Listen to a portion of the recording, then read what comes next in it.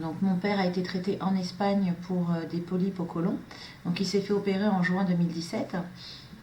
Donc il est resté 7 jours à l'hôpital, tout s'est très bien passé, il est sorti assez rapidement, ce qui a un peu ravi les médecins et ils étaient étonnés parce que voilà, il a quand même été enfin, il s'est remis de bon pied rapidement pour une opération compliquée. En fait, le protocole de l'hôpital voulait et imposait que mon père, enfin que tous les malades de cette opération-là prennent un traitement médicamenteux, le Xeloda générique capecitabine, et que du coup, c'était vraiment pour prévenir et non pas pour guérir. Donc mon père voulait pas, mais moi, en tant qu'enfant, et je m'en veux même parce que je l'ai forcé. Je lui ai dit, si tu le prends, elle a raison, c'est le médecin, elle a raison, c'est elle qui a raison. Sauf que le 4e jour, il pouvait pas se lever et il pouvait vraiment pas ouvrir la bouche, il avait du pus partout, et il commençait à avoir des croûtes sur la tête.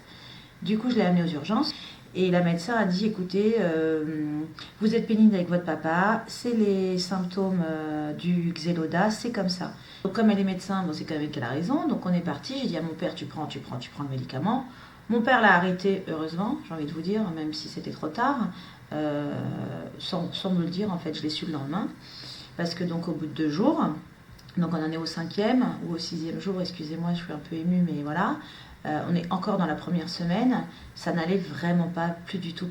Là, c'était vraiment horrible à voir. Il était brûlé de partout, il avait plus de peau, il avait plus de bouche, plus de gencives, plein de pus, il pouvait pas ouvrir, plein de bave de pus, la gencive complètement gonflée, la langue comme ça, des croûtes partout, des pigmentations de la peau, plus de testicules complètement brûlés, les pieds, c'était même pas la peine, il avait mal partout.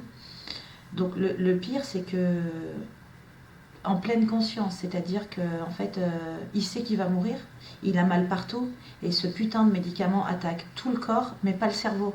Donc c'est-à-dire que ce qui est horrible en plus, c'est qu'il a su qu'il était en train de mourir à petit feu en fait. Et en fait, au bout d'une semaine, ils nous ont dit que la situation était très grave, parce qu'en fait, il y avait un risque que mon père soit déficient en DPD. Donc pour nous, autant vous dire que c'est inconnu, on ne sait pas ce que c'est. Et ils nous ont pas dit tout de suite qu'en fait il allait mourir, mais ils nous ont dit que c'était très très grave et que s'il fallait appeler la famille, il fallait le faire. De toute façon, j'ai eu les résultats du test le 1er septembre quand mon père est mort en fait.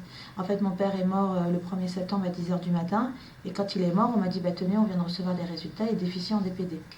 Le médecin par téléphone m'a dit que oui, elle savait qu'il y avait un risque de mort quand on était déficient en DPD, mais que non, il ne le disait pas parce qu'en fait ça faisait peur aux patients et que le but c'était de les sauver, qu'elle était navrée, qu'elle n'avait pas fait exprès, mais qu'elle s'en voulait, mais qu'elle ne pouvait rien y faire, c'était trop tard. Donc je la remercie de son commentaire parce qu'elle avoue sa faute, mais moi ça ne me rendra pas mon père. Donc j'attaque en Espagne le médecin à l'hôpital, non pas pour qu'elle aille en prison ou pour qu'elle n'exerce plus, je souhaite vraiment qu'ils le disent à tous les patients.